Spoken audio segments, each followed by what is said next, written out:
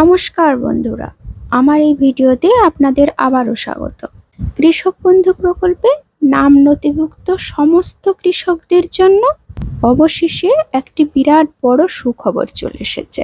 খারিফ মরশুমের জন্য যে নতুন কৃষক বন্ধু প্রকল্প আমরা করেছি, তাতে ৭৯ লক্ষ কৃষককে ২,৩৮৫ কোটি টাকা একবারে সাহায্য দেওয়া। অর্থাৎ আমি এখানে দাঁড়িয়ে বোতাম টিপলাম আর ৭৯ লক্ষ কৃষকের অ্যাকাউন্টে, ব্যাংক অ্যাকাউন্টে এই টাকাটা পৌঁছে গেল। কৃষক বন্ধু প্রকল্পে ২,০০০ টাকা থেকে ৫,০০০ টাকা পর্যন্ত কৃষকদের ব্যাংক অ্যাকাউন্টে খুব শীঘ্রই আমাদের রাজ্যের মাননীয় মুখ্যমন্ত্রী মমতা বন্দ্যোপাধ্যায় টাকা ট্রান্সফার করতে চলেছেন। আজকের ভিডিওতে আপনাদের লাইভ প্রমাণ সহ দেখিয়ে দেব কৃষক বন্ধু প্রকল্পের টাকা কত তারিখে ঢুকতে চলেছে, কারা আগে টাকা পাবেন, কারা পরে টাকা পাবেন, কৃষি দপ্তর অফিস থেকে অর্থাৎ লোকাল কৃষি দপ্তর অফিস থেকে কি নতুন আপডেট জানা গেছে, তাও কিন্তু আপনাদের লাইভ প্রমাণ সহ দেখিয়ে দেব। আশা করছি আজকের এই ছোট্ট ভিডিওটি আপনাদের উপকারে নিশ্চয়ই আসবে, তাই ভিডিওটিকে না টেনে সম্পূর্ণ দেখতে থাকুন। যদি ভিডিওটি ভালো লাগে অবশ্যই কিন্তু একটি ছোট্ট লাইক দিতে ভুলবেন না। আর যদি আপনি আমার চ্যানেলে নতুন হয়ে থাকেন তাহলে বলবো চ্যানেলটিকে সাবস্ক্রাইব করে পাশে থাকা বেল নোটিফিকেশনটিকে অন করে রাখুন নিত্য নতুন সরকারি জাতীয় তথ্যের জন্য।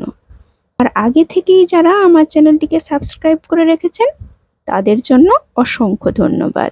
তো দেখুন, কৃষক বন্ধু প্রকল্পে নাম নথিভুক্ত সমস্ত কৃষকেরা, আশা করি আপনারা সকলেই জানেন, আমাদের রাজ্য সরকার বছরে 2টি কিস্তিতে সর্বোচ্চ 10,000 টাকা থেকে সর্বনিম্ন 4,000 টাকা পর্যন্ত বছরে 2টি কিস্তিতে আপনাদের ব্যাংকের অ্যাকাউন্টে পাঠিয়ে দেন। এবারে কথা হচ্ছে, এই 2টি কিস্তির মাধ্যমে একটি কিস্তি যেরকম খারিফ শস্য ফসলের সময় অর্থাৎ গ্রীষ্মকালে টাকাটি দেওয়া হয়, আরেকটি কিস্তি হচ্ছে শীতকালে অর্থাৎ রবি শস্য ফসলের সময় আপনাদের দেওয়া হয়। তো কিছুদিন আগে আপনারা নিশ্চয়ই জানেন যে শিলিগুড়ি কাঞ্চনজঙ্ঘা স্টেডিয়াম থেকে আমাদের মাননীয় মুখ্যমন্ত্রী মমতা বন্দ্যোপাধ্যায় 2023 সালের শেষ কিস্তি অর্থাৎ রবি মরশুমের টাকা কিন্তু 12ই ডিসেম্বর আপনাদের ব্যাংকের অ্যাকাউন্টে ক্রেডিট করিয়েছেন। শীতকালে যে টাকাটা দেওয়া হয় সেই টাকা কিন্তু ট্রান্সফার করিয়ে দিয়েছেন। এবারে হচ্ছে যেটা গ্রীষ্মকালীন অর্থাৎ খরিফ শস্য ফসলের টাকা, যেটা কিন্তু গ্রীষ্মকালে কৃষকদের ব্যাংকের অ্যাকাউন্টে পাঠানো হয়, টাকা কিন্তু আপনাদের ব্যাংকের অ্যাকাউন্টে খুব শীঘ্রই ঢুকতে চলেছে।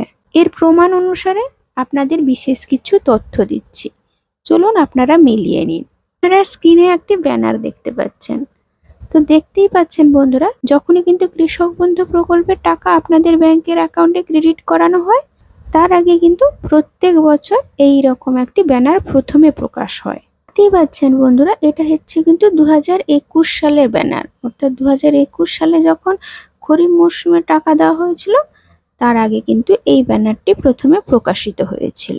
তো দেখতেই পাচ্ছেন বন্ধুরা, 17ই জুন 2021 খরিফ শস্যের টাকা অর্থাৎ এটা গ্রীষ্মকালীন টাকা।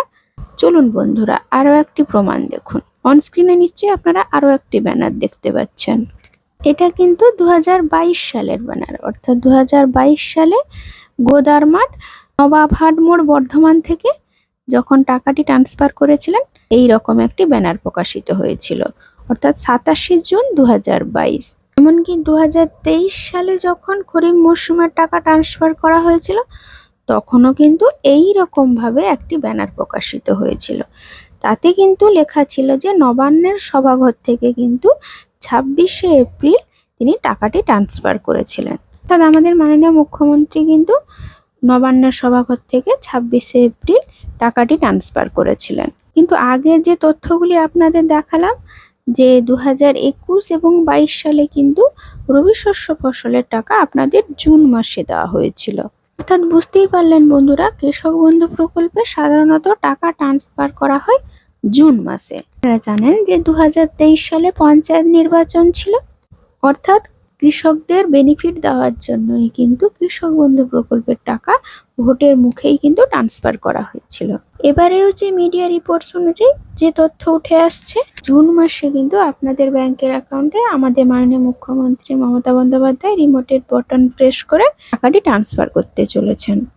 লোকাল কৃষি দপ্তর অফিস থেকে যে তথ্যটি পাওয়া গেছে, চলুন আপনাদের জানিয়ে দিই।